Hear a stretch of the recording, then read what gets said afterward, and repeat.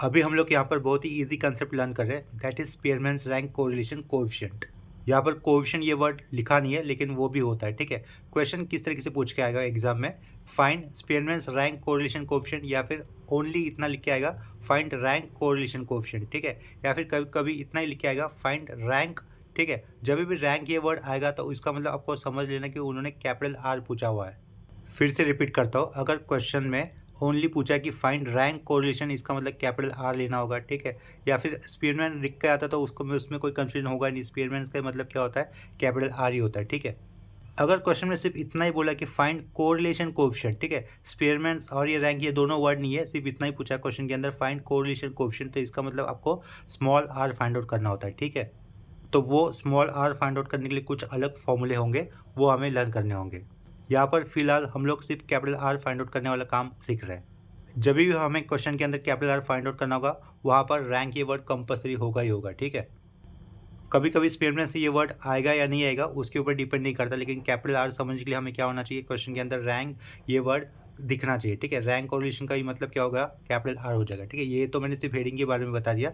आगे देखो फॉर्मूला क्या लिखा हुआ है, capital R is equal to 1 minus, बाद में ये सेंटर लाइन न्यूमरेटर में लिखा हुआ है 6 समेशन डी स्क्वायर अपॉन में एन, ब्रैकेट के अंदर एन स्क्वायर माइनस 1 और ब्रैकेट क्लोज किया हुआ है, ठीक है। ये फॉर्मूला कब यूज़ करेंगे हम लोग, फॉर डिफरेंट रैंक, यानी कि जितने भी रैंक आएंगे सब कुछ अलग अलग है, इस केस में ये फॉर्मूला किया जाएगा। ये फॉर्मूला यूज़ करने वाला काम बहुत ही आसान होता है, बहुत ही सिंपल होता है, ठीक है। इसके मार्क्स आपको कंपलसरी मिलेंगे ही मिलेंगे, लेकिन कंपलसरी मार्क्स कब मिलेंगे, जब आपका कैलकुलेशन भी सही हो जाएगा। तो कैलकुलेशन ही सही करना यही मेन काम होता है, ठीक है।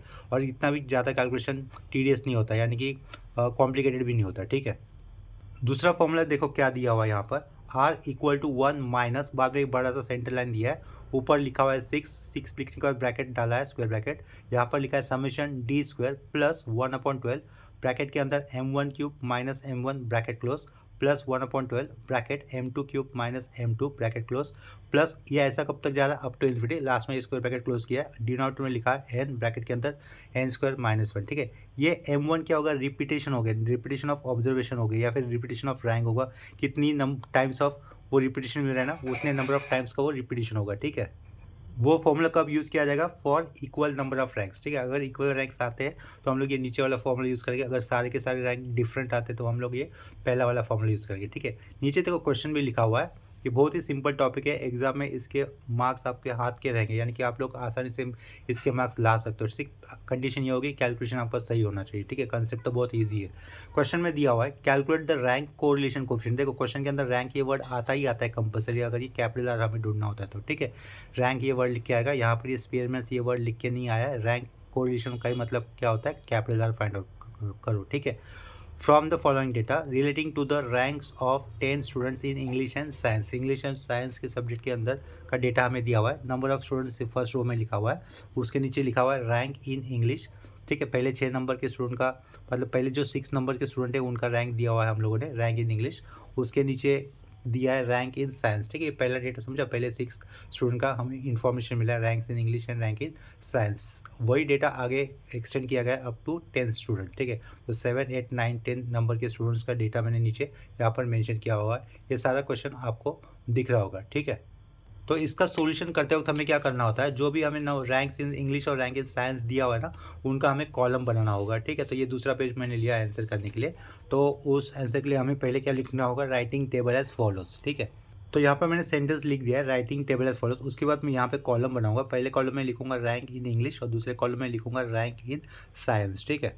तो यहाँ पर देखो मैंने टेबल बना दिया है, टेबल के अंदर 4 कॉलम बनाया है। पहले कॉलम में लिखा हुआ है rank in English, second column में लिखा हुआ है rank in science, third column में सिर्फ कैपिटल डी लिखा हुआ है, उसके आगे कॉलम में डी का स्क्वायर लिखा हुआ है, ठीक है। तो देखो रैंक इन इंग्लिश में हम लोग क्या करेंगे, जो भी पहले 10 स्टूडेंट दिए थे उनके रैंक इन इंग्लिश जो भी आए वो लिख देंगे, ठीक है। तो देखो यहाँ पर क्या दिख रहा है टेबल में, रैंक इन इंग्लिश पहले 6 स्टूडेंट के क्या रैंक है, 1 3 7 5 4 6, ठीक है। तो वो मैं लिख लेता हूँ, 1 3 7 लिखा, 1 3 7 5 4 6 5 4 6, ये पहले 6 स्टूडेंट के हम लोगों ने रैंक लिखे, रैंक इन इंग्लिश। उसके आगे के क्या है, रैंक इन इंग्लिश 2 10 9 8, ये 2 10 9 8, ठीक है। किसी का भी रैंक सेम नहीं है, सबके अलग अलग है। अभी सेकेंड कॉलम में हम लोग क्या लिखेंगे, रैंक इन साइंस लिखेंगे। रैंक इन साइंस क्या है दिख रहा है आपको, 3 1 4 5 6 9, ठीक है। ये 3 1 4 5 6, यहाँ पे क्या आएगा 9 आएगा, ठीक है। आगे देखो 7 8 10 2 लिखना है, 7 8 10 2 ऐसा लिख दिया, ठीक है। ये इसके बाद क्या करोगे, डी का मतलब क्या होगा, यहाँ पर डिफरेंस होगा, डी का मतलब क्या है डिफरेंस, तो हमें ये डिफरेंस निकालना है। वन डिफरेंस को हम लोग ऐसे भी लिख सकते हैं, ये R1 माइनस R2 किया, R1 यानी कि ये पहला वाला, रैंक इन इंग्लिश को हम लोग R1 रिप्रेजेंट कर सकते हैं, रैंक इन साइंस को हम लोग R2 रिप्रेजेंट कर सकते हैं। देखो ये कोने में ब्रैकेट में लिख लेता हूँ, R2 लिखा, ठीक है, यहाँ पर ये R1 लिखा, ठीक है। R1 R2 आपको समझ में आ गया। डी का कॉलम यानी कि R1 माइनस R2, 1 माइनस 3 कितना होगा -2, ठीक है। उस -2 का स्क्वायर यहाँ पर करोगे 4, 3 माइनस 1 होगा 2, 2 का स्क्वायर करोगे यहाँ पर 4, ठीक है।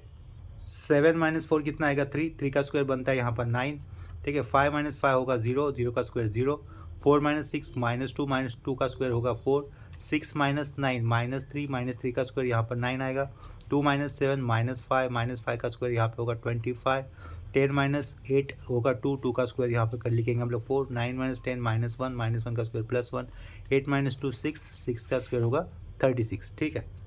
इन कॉलम को थोड़ा सा एक्सटेंड कर देता हूँ, ठीक है, ये एक्सटेंड कर देता हूँ नीचे, और ये जो लास्ट कॉलम है ना, लास्ट कॉलम वही अपने काम का है, वही अपने काम का, मतलब देखो लास्ट कॉलम में क्या लिखा हुआ है डी स्क्वायर ना, तो हम लोग क्या कर देंगे लास्ट में समेशन डी स्क्वायर कर देंगे। क्या कहा, समेशन डी स्क्वायर हमें लिखना होगा। समेशन का नोटेशन इस तरीके से आता है, समेशन डी स्क्वायर, ठीक है, जिसकी वैल्यू कितनी आएगी कैलकुलेट कर लेता हूँ कैलसी से, ये लास्ट कॉलम में जितनी भी वैल्यूज आई है सबका एडिशन कर लेते हैं, देखते हैं उसका आंसर कितना मिलता है। समेशन डी स्क्वायर हमें मिलेगा 96, ठीक है। देखो यहाँ पर कोई भी रैंक रिपीट नहीं हुआ है, ठीक है, इस टेबल के अंदर कोई भी रैंक रिपीट नहीं हुआ है, इसका मतलब हम लोग ये पहला वाला फॉर्मूला यूज़ करेंगे।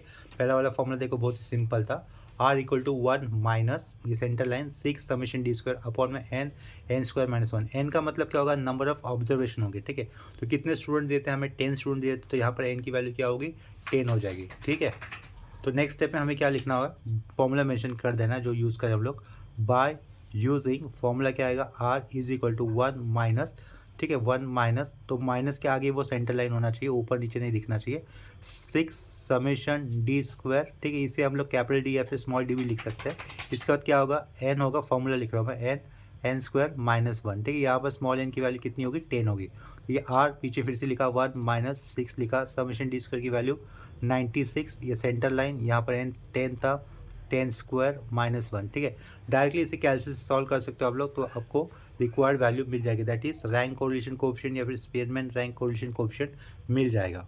देखो इसका आंसर हमें मिलता है 0.4181, ठीक है। डेसिमल पॉइंट के बाद हम लोग 4 डिजिट लिखा करके और चौथा वाला डिजिट राउंड अप कर देंगे, यानी कि हम लोग क्या लिख सकते हैं 0.4182 लिख सकते हैं, ठीक है। तो यहाँ पर मैं आंसर लिख दूंगा 0.4182। यहाँ पर ये अपना फर्स्ट क्वेश्चन कंप्लीट हो जाता है। इसके बाद सेम कंसेप्ट के ऊपर और एक दूसरा क्वेश्चन कर लेता हूँ। देखो ये नेक्स्ट क्वेश्चन एग्जाम में आया हुआ है, डायरेक्टली मैं यहाँ पे क्वेश्चन नहीं दिखा रहा हूँ दूसरे मोबाइल से। क्वेश्चन में क्या लिखा है, calculate the value of rank, rank ये वर्ड लिख के आता है, जैसे कि मैंने शुरुआत में बताया था, रैंक का मतलब क्या हो जाएगा, आपको कैपिटल R फाइंड आउट करना है, ठीक है। Calculate the value of rank correlation coefficient from the following data regarding marks of 6 students in statistics and mathematics in a test, ठीक है। अभी जो क्वेश्चन हमने किया था उसके जैसे बिल्कुल हमें स्टैटिस्टिक्स और मैथमेटिक्स के मार्क्स दिए हुए हैं, ठीक है। मार्क्स इस तरीके से, फर्स्ट मतलब स्टैटिस्टिक्स के अंदर देखो कोई भी मार्क्स रिपीट नहीं हुआ है, लेकिन 43 और ये वाला 43 नंबर, मैथमेटिक्स के अंदर 43 ये मार्क्स रिपीट हुआ है, तो उसका रैंक अलग आएगा, ठीक है। ये क्वेश्चन देखो थोड़ा सा दूसरे तरीके से होगा। इस क्वेश्चन को मैं यहाँ पर पेपर में लिख लेता हूँ। यहाँ पर देखो वो क्वेश्चन मैंने लिख दिया है, क्वेश्चन फिर से एक बार पढ़ लेता हूँ। Calculate the value of rank correlation coefficient from the following data regarding marks of 6 students in statistics and mathematics, ठीक है। स्टैटिस्टिक्स के लिए मैंने यहाँ पे शॉर्ट फॉर्म में स्टैट यूज़ किया हुआ है, marks in stat and marks in maths, mathematics full word नहीं लिखा है। उनके मार्क्स देखो, पहले 5 स्टूडेंट के 40, 42, 45, 35, 36, ठीक है, ये स्टैट्स के मार्क हो गए। लास्ट वाले स्टूडेंट का मार्क्स स्टैट्स का यहाँ पर लिखा है 39 में, और पहले 5 स्टूडेंट्स के मैथ्स के मार्क्स ऐसे 46, 43, 44, 39, 40, और 6 स्टूडेंट का मार्क्स इन मैथ्स कितने दिए हुए यहाँ पर 40 थे, ठीक है। तो ये क्वेश्चन तो आपको समझा, क्या निकालना है, कैपिटल R निकालना है। तो डेटा भी आपके पास गिवन है, स्टैट्स और मैथ्स के मार्क्स दिए हुए। तो सबसे पहला काम क्या करोगे आप लोग, राइटिंग टेबल एज फॉलोज ऐसे करोगे। ये वाला क्वेश्चन पिछले वाले क्वेश्चन से अलग है। क्या अलग है, पिछले वाले क्वेश्चन में हमें रैंक ऑलरेडी दिए हुए थे, रैंक इन इंग्लिश और rank in science already provided था। यहाँ पर रैंक नहीं प्रोवाइडेड है, यहाँ पर मार्क्स प्रोवाइडेड है, ठीक है। थोड़ा सा डिफरेंस समझो, ठीक है। तो हमें यहाँ पे क्या लिखना होगा, राइटिंग टेबल एज फॉलोज, ये वाला फर्स्ट स्टेप कर देना है। उसके बाद हम लोग क्या करेंगे, मार्क्स इन स्टैट लिखेंगे, मार्क्स इन क्या वो दूसरा मैथ्स लिखेंगे, ठीक है। जो मार्क्स इन स्टैट है उसको हम लोग एक्स से भी डिनोट कर सकते हैं, जो मार्क्स इन मैथ्स है उसको हम लोग वाई से डिनोट कर सकते हैं, ठीक है। इसके बाद कॉलम आएगा R1, उसके बाद नेक्स्ट कॉलम आएगा R2, उसके बाद हम लोग लिखेंगे डी यानी कि डिफरेंस, उसके बाद कॉलम आएगा डी स्क्वायर, ठीक है। देखो जो मैंने अभी बोला है वो कॉलम में यहाँ पर टेबल बनाकर लिख देता हूँ। देखो एक क्वेश्चन का डेटा आपको दिख रहा होगा, आगे क्या किया, राइटिंग टेबल एज फॉलोज ऐसा लिखा हुआ है, ठीक है। फर्स्ट कॉलम में लिखा हुआ है मार्क्स इन स्टैट्स, उसको हमने एक्स से डिनोट किया हुआ है। मार्क्स इन मैथ्स उसको हम लोगों ने वाई से डिनोट किया हुआ है। ये R1 किसके लिए स्टैंड करेगा, मार्क्स इन स्टैट्स के लिए स्टैंड करेगा यानी कि एक्स के लिए। और ये जो R2 कॉलम किया है वो किसके लिए स्टैंड करेगा, मार्क्स इन मैथ्स यानी कि वाई के लिए स्टैंड करेगा। डी यानी कि डिफरेंस होगा, difference between R1 and R2। और डी स्क्वायर क्या होगा, जो डी आया है उसका स्क्वायर, ठीक है। तो देखो यहाँ पर फर्स्ट कॉलम में हमें क्या लिखना है, मार्क्स इन स्टैट्स लिख देना है। इसे थोड़ा सा ऊपर कर देता हूँ, ठीक है। मार्क्स इन स्टैट्स क्या क्या दिख रहा है आपको, मार्क्स इन स्टैट्स 40, 42, 45, ठीक है। तो यहाँ पे क्या लिखूँगा, 40, 42, 45 लिखा, 40, 42, 45, 35, 36, ये आ रहा 35, उसके बाद है 36 और लास्ट में क्या दिख रहा है आपको, 39। तो यहाँ पे मुझे क्या लिखना होगा, 39, ठीक है। ये मार्क्स इन स्टैट्स हो गए। आगे के कॉलम में हमें क्या लिखना है, मार्क्स इन मैथ्स लिखना है, जिसको हम लोगों ने वाई से डिनोट किया हुआ है। वो क्या हो गया, 46, 43, यहाँ पे लिखा 46, उसके बाद लिखा यहाँ पे 43, उसके बाद है 44, ठीक है। नेक्स्ट है 39, 39 के आगे है 40 और लास्ट में कितना है 43, ठीक है। ये हो गया। अभी देखो ये क्वेश्चन का काम अपना हो गया, तो ये वाले पेज को मैं साइड में कर देता हूँ। अभी अपना काम यही से चलेगा मेन। R1 R1 का मतलब क्या होगा, रैंक फॉर व्हाट, एक्स के अंदर जो भी कॉलम के अंदर जो नंबर आए ना उनको हम लोग रैंक करेंगे। रैंक यानी कि क्या, नंबरिंग करना एसेंडिंग या फिर डिसेंडिंग ऑर्डर में, ठीक है। लेकिन जो भी आपने सेलेक्ट किया यानी कि एसेंडिंग सेलेक्ट किया तो एसेंडिंग ऑर्डर ही लेना होगा दूसरे वाले कॉलम का रैंक फाइंड आउट करते वक्त भी, ठीक है। यहाँ पर मैं एसेंडिंग ऑर्डर में जाता हूँ, एसेंडिंग यानी कि कम से ज़्यादा की तरफ। तो देखो यहाँ पर फर्स्ट कॉलम के अंदर सबसे छोटा नंबर कौन सा नज़र में आ रहा है आपको, 35 वाला। क्या 35 से कोई कम है क्या और भी नहीं, तो हम लोग उसका रैंक कर देंगे 1 कर देंगे, ठीक है। 35 से ज़्यादा कौन सा हो रहा है, ये ऑब्वियसली ये 36 वाला हो रहा है, 35 से ज़्यादा तो उसका रैंक क्या हो जाएगा, 2 हो जाएगा। 36 से ज़्यादा वाला क्या है, ये 39, उसका रैंक क्या लिखेंगे हम लोग, 3 लिखेंगे, ठीक है। 39 से ज़्यादा कौन सा हो रहा है, 40, तो उसका रैंक बनेगा 4। 40 से ज़्यादा कौन सा हो रहा है, 42 वाला, तो उसका रैंक होगा 5। और 42 से ज़्यादा कौन सा है, 45 है, उसका रैंक कितना होगा, 6 हो जाएगा, ठीक है। ये R1 कॉलम में हम लोगों ने ये नंबर कैसे लिखे हैं वो आपको समझ में आए होंगे, ठीक है। इसी तरीके का काम असेंडिंग ऑर्डर में आपको R2 वाले कॉलम में फीड करना है, ठीक है। तो देखो R2 वाला किससे रिलेटेड हो रहा है, ये उस y की वैल्यू से, y किसके लिए स्टैंड कर रहा था, मार्क्स इन मैथ्स। तो अभी आप लोग मार्क्स इन मैथ्स के कॉलम को ऑब्जर्व करो, उसमें हमें असेंडिंग ऑर्डर में जाना है, डिसेंडिंग में नहीं। जो ऑर्डर आप लोगों ने सेलेक्ट किया है वही ऑर्डर फॉलो करना है। तो 39 सबसे लोवेस्ट वैल्यू है, ठीक है। इन नंबर्स में 39 सबसे लोवेस्ट वैल्यू है, तो उसके साइड में हम लोग क्या करेंगे, R2 में 1 लिख देंगे, ठीक है। R2 के कॉलम में 39 के साइड में 1 लिखा। 39 से बड़ा कौन दिख रहा है आपको, ये 40, तो उसका नंबर या फिर उसका रैंक क्या हो जाएगा, 2 हो जाएगा। 40 से ज़्यादा यहाँ पर 43 दिख रहा है और फिर से 43 दिख रहा है, ठीक है। तो यहाँ पर अभी गड़बड़ हो जाएगी थोड़ा सा, क्यों, क्योंकि 43 ये नंबर 2 बार दिख रहा है, यानी कि रिपीटेशन वाला केस है। जो हम लोगों ने दूसरा फॉर्मूला यूज़ किया था ना शुरुआत में, वो वाला फॉर्मूला यहाँ पे यूज़ करना होगा, ठीक है। जब रैंक रिपीट होते हैं तब हमें दूसरा फॉर्मूला यूज़ करना होता है। देखो यहाँ पर 39 पे 1 आया, 40 पे 2 आया, 43 पे वैसे आइडियली कितना आएगा, ये रैंक 3 हो जाएगा। अगर ये रैंक 3 हो जाएगा तो वो भी नंबर 43 होने के कारण ये भी रैंक 3 हो जाएगा, लेकिन ऐसा नहीं करना है। 43 का रैंक 3 हो रहा है, ठीक है। ये 43 वाला रैंक 3 पकड़ा और दूसरा 43 वाले का रैंक आप लोग 4 पकड़ोगे, क्योंकि 3 के आगे का रैंक क्या होगा, 4 होगा ना।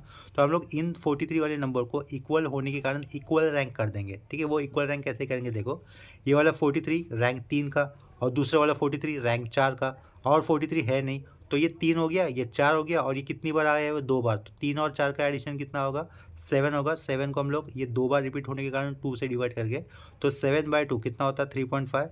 तो इक्वली डिस्ट्रीब्यूट होगा 43 के लिए रैंक, वो कितना होगा, 7/2 दैट इज़ 3.5 होगा, ठीक है। इस वाले 43 के लिए, और ये वाले 43 के लिए भी रैंक कितना होगा, 3.5, ठीक है। इसका रैंक 2 के बाद 3 पकड़ा था, इसका 4 पकड़ा था, 3 और 4 का एडिशन होता है 7, और ये 43 2 बार आया था, इसके कारण 7/2 नंबर बनता है 3.5। 3.5 is the rank for 43 marks, ठीक है। 4 तक हो गया अपना, ठीक है। 3 ये और ये 4 के आगे नंबर आता है 5। तो 43 से बड़ा कौन सा दिख रहा है आपको, 44, तो उसका रैंक कितना लिखोगे आप लोग, 5 लिखोगे, और लास्ट में इसका रैंक कितना लिखोगे, 6 लिखोगे, ठीक है। अभी ये डी का कॉलम मतलब क्या, डिफरेंस बिटवीन R1 और R2 या फिर R2 माइनस R1, कैसे भी, क्योंकि लास्ट वाला कॉलम यूज़ कर रहे हैं ना हमें वैसे तो। 4 माइनस 6 कितना लिखूंगा, -2 का स्क्वायर बनता है यहाँ पे 4, 5 माइनस 3.5 होगा, ये 1.5 होगा, और 1.5 का स्क्वायर कितना होगा, 2.25 हो जाएगा। ठीक है, तो देखो यहाँ पर वैल्यू लिख लेता हूँ, ये कितना बनेगा, 2.25 बनेगा। 6 माइनस 5 होगा 1, 1 का स्क्वायर कितना होगा 1, 1 माइनस 1 0, 0 का स्क्वायर होगा 0, 2 माइनस 2 अगेन 0, 0 का स्क्वायर होगा 0, 3 माइनस 3.5 होगा, ये निगेटिव आएगा, निगेटिव नहीं निगेटिव आएगा -0.5, लेकिन माइनस का स्क्वायर कितना होता है, प्लस ही होता है, तो ये कितना बनेगा 0.25 बन जाएगा। ठीक है, इसके बाद हमें लास्ट कॉलम में आए हुए सारे नंबर्स का क्या कर देना है, एडिशन। तो हम लोग यहाँ पर एक हॉरिजॉन्टल लाइन लगा देंगे और ये क्या लिखेंगे यहाँ पर, समेशन डी स्क्वायर। ठीक है, ये समेशन डी स्क्वायर कर वैल्यू कितनी आ रही है, 7.5 आ रही है। ठीक है, उसे अंडरलाइन कर लेंगे। इसके बाद हमें फॉर्मूला मेंशन करना होगा। फॉर्मूला कौन सा यूज़ किया जाएगा, सेकंड वाला। ठीक है, जिसमें इक्वल रैंक आता है, इक्वल रैंक आया ना यहाँ पर 3.5 और 3.5, तो उसके इसमें जो फॉर्मूला था वो हम लोग यूज़ करेंगे। यहाँ पर क्या लिखा, बाय यूजिंग। ठीक है, बाय यूजिंग लिखा। फॉर्मूला लेफ्ट साइड में कैपिटल आर ही होगा, capital R equal to 1 minus, यहाँ से माइनस के आगे सेंटर लाइन होगी। ठीक है, माइनस के आगे ही वो होनी चाहिए सेंटर लाइन। नीचे क्या होगा, एन ब्रैकेट के अंदर एन स्क्वायर माइनस 1 होगा। यहाँ पे 6 था, यहाँ पे एक स्क्वायर ब्रैकेट था, यहाँ पे क्या लिखा होता है, समेशन डी स्क्वायर। हम लोगों ने फॉर्मूला में स्मॉल डी यूज़ किया है, कैपिटल डी भी यूज़ करते तो कोई फर्क नहीं पड़ेगा। ठीक है, समेशन डी स्क्वायर लिखा, प्लस ये क्या लिखा 1/12 ब्रैकेट, ये क्या लिखा m1 cube minus m1 bracket close, plus फिर से 1/12। अभी क्या लिख रहा हूँ, ये m2 cube minus m2 round bracket close, plus up to infinity, last में स्क्वायर ब्रैकेट क्लोज। ठीक है, इस m1 m2 का मतलब क्या होता है, नंबर्स ऑफ रिपीटेड रैंक होते हैं। क्या होता है, नंबर्स ऑफ रिपीटेड रैंक्स होते हैं। तो आपने इस क्वेश्चन के अंदर नंबर्स ऑफ रिपीटेड रैंक कितने, दो ही है, ये 3.5 और ये 3.5, these are the numbers of repeated rank. इसका मतलब ये आप लोग m1 ही यूज़ करोगे, m2 वाला पार्ट हमें यूज़ नहीं करना होगा। ठीक है, तो देखो लेफ्ट साइड में ये r आएगा, 1 माइनस आएगा, ये सेंटर लाइन एक्सटेंड कर देंगे हम लोग। ठीक है, एन की वैल्यू कितनी रहेगी, यहाँ पर 6 होगी। क्यों, नंबर ऑफ ऑब्जर्वेशन, पहला, दूसरा, तीसरा, चौथा, पाँचवा और ये छठवा। तो एन कितना है इस केस में, 6 ब्रैकेट के अंदर 6 स्क्वायर -1 राउंड ब्रैकेट क्लोज, ये बाहर का 6 होगा फॉर्मूले से आने वाला, ये opening square bracket, summation D square कितना मिला था, 7.5 मिला था, प्लस यहाँ पर ये 1/12 लिखोगे, फॉर्मूले से आ रहा है वो। ठीक है, ये राउंड ब्रैकेट डाला। m1 कितना है, m1 क्या कहा था, नंबर्स ऑफ रिपीटेड रैंक्स, तो वो पहले इस केस में सिर्फ m1 ही है, m2 तो आ ही नहीं रहा है, क्योंकि 3.5 रैंक 2 बार रिपीट हुआ है। ठीक है, 2 बार रिपीट हुआ है ना, तो ये क्या लिखोगे, 2 क्यूब माइनस क्या आएगा, m1 की वैल्यू 2 आएगी, राउंड ब्रैकेट क्लोज, और ये पूरा स्क्वायर ब्रैकेट क्लोज। ठीक है, इसका करो कैलकुलेशन, तो इसका कैलकुलेशन करने पर जो भी आएगा वो अपना रिक्वायर्ड आंसर होगा। ठीक है, देखो यहाँ पर ये 2 क्यूब कितना होगा, 8 होगा, 8 माइनस 2 करने पर कितना आएगा, 6/12, वो डायरेक्टली मैंने यहाँ पे लिखा है 6/12। ठीक है, तो इसको कैलकुलेट से कैलकुलेट करने पर आंसर देखो कितना मिलता है हमें, 4/5। ठीक है, यानी कि 0.8 हो जाएगा। तो रैंक कितना मिला हमें, 0.8 मिला। इसे अंडरलाइन करके रखते हैं। ठीक है, यहाँ पर ये क्वेश्चन अपना कंप्लीट हो जाता है। इसके बाद सेम कंसेप्ट के ऊपर और कुछ क्वेश्चन कर लेता हूँ। देखो ये जो नेक्स्ट क्वेश्चन लिया है वो भी पेपर में आया हुआ है। पेपर में देखो क्या दिख रहा है, calculate Spearman's rank correlation coefficient. अगर यहाँ पर स्पीयरमैन रैंक मेंशन किया है, पहले दो सम में स्पीयरमैन रैंक मेंशन, स्पीयरमैन्स ये वर्ड मेंशन नहीं था। ठीक है, लेकिन रैंक अगर ये वर्ड दिखता है, इसका मतलब आपको कैपिटल आर ही निकालना है। इस क्वेश्चन को मैं पेपर पे लिख लेता हूँ। देखो क्वेश्चन यहाँ पर लिख दिया है, क्वेश्चन को एक बार फिर से पढ़ लेते हैं। Calculate Spearman's rank correlation coefficient for the following data, X Y के रोज हमें दिया हुआ है। ठीक है, तो डायरेक्टली अभी इसको नेक्स्ट पेज पे मैं सॉल्व कर लेता हूँ। सबसे पहला वाला मेरा काम क्या होगा, राइटिंग टेबल एज फॉलोज। उसके बाद मैं पहला कॉलम बना दूंगा एक्स की वैल्यूज़ का, बाद में वाई की वैल्यूज़ का कॉलम बना दूंगा। एक्स और वाई का कॉलम बनाने के बाद मैं आगे एक कॉलम लिखूंगा R1 का, उसके बाद R2 का कॉलम, उसके बाद होगा D difference R1 minus R2 का, और लास्ट वाला कॉलम क्या आएगा अपना डी स्क्वायर का। ठीक है, तो इसका मतलब कितने कॉलम होने वाले, देखो एक्स वाई ये 2 हो गए, R1 R2 ये 2 हो गए, और डी स्क्वायर, टोटल 6 कॉलम आएंगे अपने। ठीक है, देखो यहाँ पर मैंने कॉलम बना दिए। पहले कॉलम में मुझे क्या लिखना होगा, देखो यहाँ पर टेबल बनाने के बाद क्वेश्चन के अंदर जो एक्स के अंदर वैल्यूज़ दी थी और वाई के अंदर जो वैल्यू दी थी, वो सारी वैल्यूज़ मैंने यहाँ पर लिख दी है कॉलम से। ठीक है, कॉलम के अंदर R1 किसके लिए स्टैंड करेगा, एक्स वाली वैल्यूज़ के लिए R1 स्टैंड करेगा। R2 रैंक किसके लिए स्टैंड करेगा, वाई की वैल्यूज़ के लिए स्टैंड करेगा। R1 यानी कि रैंक्स लिखने हमें, एक्स के अंदर जितनी भी वैल्यूज़ आई थी उनके रैंक्स लिखने। रैंक्स आप लोग, सॉरी एक मिनट आवाज़ के लिए, रैंक्स आप लोग असेंडिंग या फिर डिसेंडिंग ऑर्डर में भी लिख सकते हो। ठीक है, लेकिन जो ऑर्डर आप लोगों ने सेलेक्ट किया है रैंक R1 निकालने के लिए, वही ऑर्डर आपको सेलेक्ट करना होगा रैंक R2 में लिखने के लिए। यानी कि एसेंडिंग सेलेक्ट कर दो तो एसेंडिंग यूज़ करो R2 लिखते वक्त भी। ठीक है, तो यहाँ पे देखो मैं एसेंडिंग ही सेलेक्ट कर रहा हूँ। एक्स की वैल्यूज़ देखो आप लोग, एक्स की सारी वैल्यूज़ में सबसे छोटा नंबर कौन सा दिख रहा है आपको, सबसे छोटा 10 है, तो उसको मैं रैंक 1 लिख देता हूँ। ठीक है, 10 के आगे 10 से बड़ा कौन सा दिख रहा है 20, तो उसको मैं रैंक 2 दूंगा। 20 से बड़ा 20 से बड़ा 20 से बड़ा कुछ है क्या, देखो पहला बड़ा, ठीक है। 20 से बड़ा कौन सा नज़र में आ रहा है, ये 32 ही बड़ा है ना 20 के बाद। 32 से कोई छोटा है क्या, क्रॉस चेक कर लो, इसमें अगर गलती हो जाती तो अपना आगे का कैलकुलेशन में गलत हो जाएगा, तो इसमें थोड़ा सा आराम से करो, लेकिन परफेक्ट मिलने वाले मार्क्स है ये, तो गलती नहीं होनी चाहिए, ठीक है। 20 के आगे क्या, ये 32 ही है, 2-3 बार मैंने क्रॉस चेक कर लिया, तो उसका रैंक क्या करूँ, लिखूंगा मैं 3 लिखूंगा, ठीक है। 32 के बाद ये 37 दिख रहा है, तो उसका रैंक कितना हो जाएगा, 4 हो जाएगा। 37 के बाद 37 के बाद कौन सा दिख रहा है, ये 43 दिख रहा है, ठीक है। 43 से कोई छोटा है क्या, 43, लेकिन यहाँ पर 2 बार आ रहा हुआ है, ठीक है। देखो यहाँ पर 43 दिख रहा है आपको, और यहाँ पर भी 43 दिख रहा है, और कोई 43 क्या नहीं, तो रैंक 4 तक हम लोगों ने नंबरिंग की थी, तो ये अभी इस 43 का रैंक 5 होगा, और ये वाले 43 का रैंक 6 हो जाएगा, ठीक है। इसका रैंक 5, इसका 6, ठीक है। 5 और 6 का एडिशन कितना होगा, 6 और 5 का एडिशन होगा 11, 11/2 5.5, तो इन दोनों को 5.5 ये रैंक असाइन करेंगे हम लोग, ठीक है। इक्वल रैंक वाला प्रॉब्लम हो जाएगा, ये 5.5 हो गया, इसका रैंक 5, इसका 6 और 5 11, 11/2 2 क्यों, क्योंकि ये 2 ही बार रिपीट हुआ है इसके कारण, ठीक है। तो इस दोनों का रैंक कितना हुआ, 5.5 हो गया। 6 तक रैंक करके हो चुका था अपना। तो आगे देखो 43 से बड़ा कौन सा नंबर दिखाई दे रहा है, 49 भी 2 बार रिपीट हुआ है, देखो 6 तक रैंक हो चुका था, इसका रैंक आप लोग क्या करोगे 7, और दूसरे वाले 49 को आप लोग क्या करोगे 8, 7 और 8 का एडिशन कितना होगा 15, ठीक है। तो 7 और ये वाला रैंक है 7, और ये वाला 49 है 8, तो 7 और 8 का एडिशन होगा 15 डिवाइड बाई 2 क्यों, क्योंकि 49 ये 2 बार रिपीट है, ठीक है। तो उसका रैंक हम लोग क्या लिखेंगे यहाँ पर 7.5 लिखेंगे, और इसका भी रैंक कितना हो जाएगा 7.5, ठीक है। 7th और ये 8 तक हो चुका था, 8 के आगे अभी नंबरिंग करेंगे हम लोग, ठीक है। 49 से बड़ा कौन सा दिख रहा है आपको, 49 से बड़ा ये 55, जिसका रैंक क्या लिखूंगा मैं 9, और 55 से बड़ा क्या ये 60, जिसका रैंक क्या आएगा 10 आ जाएगा, ठीक है। अभी वाई कॉलम के लिए आपको काम करना है। वाई कॉलम के अंदर सबसे लोवेस्ट वैल्यू आपको कौन सी दिख रही है, सबसे लोवेस्ट वैल्यू ये 20 है, ठीक है। तो उसका रैंक कितना लिखोगे आप लोग 1, 20 के आगे क्या आ रहा है 30 आ रहा है, लेकिन 30 कितनी, 20 के आगे ये आ रहा है 25, ठीक है, गलती हो रही थी। 20 के आगे क्या आ रहा है, ये 25 आ रहा है, इस 25 का रैंक क्या हो जाएगा 2 हो जाएगा।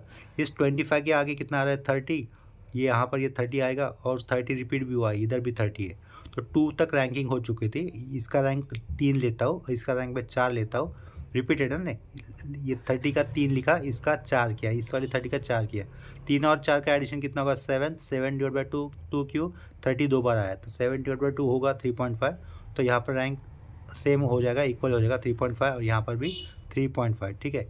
ये 3 और ये 4 तक रैंकिंग हो चुकी थी अपनी। इस 30 के बाद बड़ा कौन सा आ रहा है आपको, 30 के बाद बड़ा, देखो 30 के बाद बड़ा डायरेक्टली ये 40 दिख रहा है उसके ऊपर, 4 तक रैंकिंग हो चुके थे, तो ये क्या, इसको क्या लिखेंगे 5 लिख देंगे, ठीक है। इसके बाद 40 से बड़ा क्या दिख रहा है आपको, ये 45 उधर रैंकिंग हुई, इधर क्या करोगे 6 करोगे। इसके बाद 45 से बड़ा कौन सा दिख रहा है आपको, ये 50 वाला, इसकी रैंकिंग की क्या हो जाएगी 7 हो जाएगी, ठीक है। 6 7 50 से बड़ा कौन सा दिखाई दे रहा है, ये 60 दिखाई दे रहा है 7, फिर ये 60 वाला 8 हो जाएगा। 60 से बड़ा ये 70, ठीक है। तो 70 कितना हो जाएगा, ये 9 हो जाएगा। 70 से बड़ा रैंक क्या, ये 72, ठीक है। यहाँ तक 9 हो चुका था, इसका रैंक कितना हो जाएगा 10 हो जाएगा, ठीक है। नेक्स्ट कॉलम में क्या करना है, हमें इन दोनों का डिफरेंस कर देना है। 3 - 5 कितना होगा -2 का स्क्वायर यहाँ पे 4 कर दूंगा, 9 - 3.5, तो मैं इस कॉलम को बना देता हूँ मैं, ठीक है। इन कॉलम को बना देकर इनका स्क्वायर करने वाला भी काम आगे कर देता हूँ, ठीक है। देखो लास्ट में 2 कॉलम को मैंने कैलकुलेशन कर दिया है, उन सबका एडिशन भी लिख दिया है यहाँ पर। समीशन डी स्क्वायर कितना आएगा 176 आएगा, ठीक है। इसके बाद हमें फॉर्मूला मेंशन करना होगा बाय यूजिंग, फॉर्मूला कौन सा यूज़ किया जाएगा, बाय इक्वल रैंक्स वाला। इक्वल रैंक क्या दिख रहा है हमें R1 के अंदर, ये 7.5 और ये 5.5, 5.5 देखो 43 के लिए सेम आया है, और ये 7.5 किस लिए सेम आया था 49 के लिए सेम आया था, ठीक है। यहाँ पर R2 के कॉलम में 3.5 सेम आया हुआ है, किस वैल्यू के लिए 30 की वैल्यू के लिए, ठीक है। यानी कि M1 M2 M3 तक ये हमें लिखना होगा। M1 क्या होगा 5.5, ये 2 बार है, ठीक है। 7.5 भी 2 बार है, और 3.5 भी 2 बार है, ठीक है, कोई भी 3 बार नहीं है। तो देखो बाय यूजिंग फॉर्मूला क्या मेंशन करेंगे, R = 1 माइनस, आगे ये क्या होगा सेंटर लाइन जाएगा अपना, ठीक है। ऊपर क्या लिखेंगे हम लोग 6 लिखेंगे, ब्रैकेट के अंदर क्या आएगा समेशन डी स्क्वायर आएगा। फॉर्मूले में ये हम लोगों ने स्मॉल डी लिखा था, कैपिटल डी मेंशन किया तो भी कोई बात नहीं, +1/12 ब्रैकेट के अंदर M1³ minus M1 round bracket close plus 1/12 bracket के अंदर M2 cube minus M2 round bracket plus up to infinity square bracket close. ठीक है, नीचे क्या होगा n ब्रैकेट के अंदर n² minus 1 round bracket close. ठीक है, ये फॉर्मूला में मेंशन करना था, फॉर्मूला मेंशन करना ज़रूरी है। उसके बाद ये r, अभी हम लोग वैल्यू सब्स्टिट्यूशन कर देंगे। 1 माइनस ये सेंटर लाइन होगी।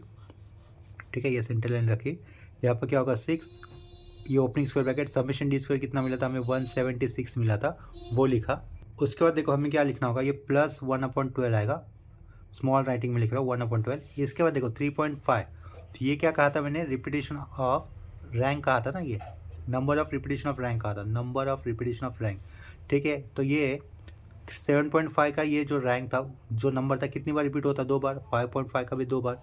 ठीक है, जिसके कारण M1 यहाँ पे 2 होगा। M2 भी ये पहले वाले R1 वाले कॉलम से M2 भी क्या होगा 2 होगा।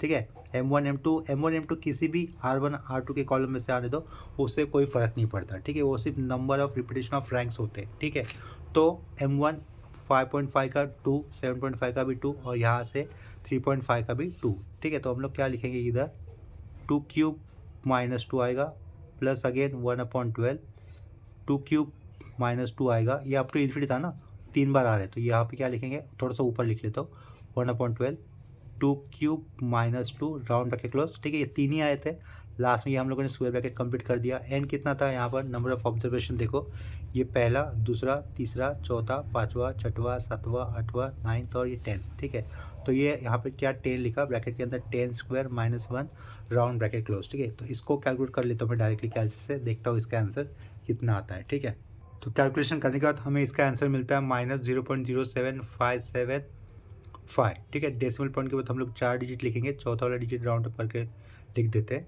तो आंसर क्या रहेगा देखो -0.075। ठीक है, ये 7 दिख रहा है तो 7 को मैं 8 बना देता हूँ, इसे अंडरलाइन कर देता हूँ। ठीक है, ये हो गया अपना फाइनल आंसर। इसके बाद सेम कंसेप्ट के ऊपर एक आखिरी क्वेश्चन कर लेते हैं। अभी देखो यहाँ पर क्वेश्चन में क्या लिखा हुआ है, calculate the rank correlation coefficient from the following data. X के अंदर हमें वैल्यूज दी है 12, 17, 22, 27, 32 और वाई के अंदर वैल्यू दी हुई है 113, 119, 117, 115 और 121। ठीक है, तो अपना सबसे पहला काम क्या होगा, राइटिंग टेबल एज फॉलोज। तो मैं ये दूसरे वाले पेज पे लिख लेता हूँ, राइटिंग टेबल एज फॉलोज, और वो टेबल बना दूंगा मैं। ठीक है, देखो यहाँ पर आगे टेबल बना दिया, राइटिंग टेबल एज फॉलोज लिखने के बाद जो रिक्वायर्ड कॉलम थे वो लिखे यहाँ पर, और पहले 2 कॉलम का डेटा तो हमें पता था, वो भी लिख दिया यहाँ पर। R1 में क्या होगा, असेंडिंग ऑर्डर में हम लोग क्या करेंगे, एक्स के अंदर जो भी वैल्यूज आई है उनकी असेंडिंग ऑर्डर में रैंकिंग कर देंगे। ठीक है, सबसे वाला छोटा नंबर क्या दिख रहा है आपको, 12 दिख रहा है, तो उसका रैंक हो जाएगा 1। 12 के बाद क्या आएगा 17, उसका रैंक हो जाएगा 2। 17 के बाद एडिशन, ये तो आपको असेंडिंग ऑर्डर में दिख रहा है सब कुछ, इसका रैंक 3, इसका 4 और इसका 5 होगा। ठीक है, तो अभी y की वैल्यूज़ में देखो, y की वैल्यूज़ के साथ क्या रिलेट करेगा, R2 वाला कॉलम रिलेट करेगा। ठीक है, तो उसमें हम लोग रैंकिंग कर देते हैं असेंडिंग ऑर्डर में। यहाँ पर 113 इस नंबर की रैंकिंग हो जाएगी 1, उसके बाद 117 इस नंबर, 112 इस नंबर की रैंकिंग हो जाएगी 2, 117 इस नंबर की रैंकिंग हो जाएगी 3, उसके बाद 119 इस नंबर की रैंकिंग हो जाएगी 4 और ये 121 नंबर की रैंकिंग हो जाएगी 5। ठीक है, उसके बाद आपको क्या करना है, डिफरेंस 1 - 1 0, 2 - 4 कितना होगा, -2 का स्क्वायर 4, 0 का स्क्वायर 0। ठीक है, 3 - 3 0, 0 का स्क्वायर 0। ठीक है, यहाँ पे 4 - 2 कितना होगा, 2 होगा, 2 का स्क्वायर यहाँ पे 4 लिख देता हूँ।